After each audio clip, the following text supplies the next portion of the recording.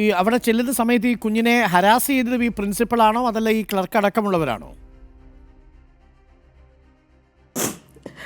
ക്ലർക്കും അതുപോലെ തന്നെ അവൻ്റെ ക്ലാസ് ടീച്ചർ അനില, ഈ എന്തു പറഞ്ഞ അവരോടൊപ്പം നിൽക്കുന്ന എല്ലാ VHSയിലുള്ള എല്ലാ ടീച്ചേഴ്സും ഈ എന്തു പറഞ്ഞാണ് മോനെ ഇങ്ങനെ ഹരാസ് ചെയ്യാൻ? അവനൊരു ഒരു കുട്ടിയല്ലേ?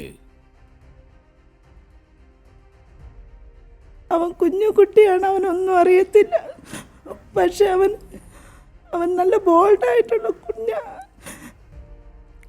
അവൻ ഇംഗ്ലീഷ് സംസാരിക്കുന്നു, അവന് എതിർത്ത് സംസാരിക്കുന്നു എന്നുള്ളതാണോ? അവന്റെ പപ്പയെ വിളിക്കുമ്പോഴേക്കും അവന് സഹിക്കാൻ പറ്റത്തില്ല.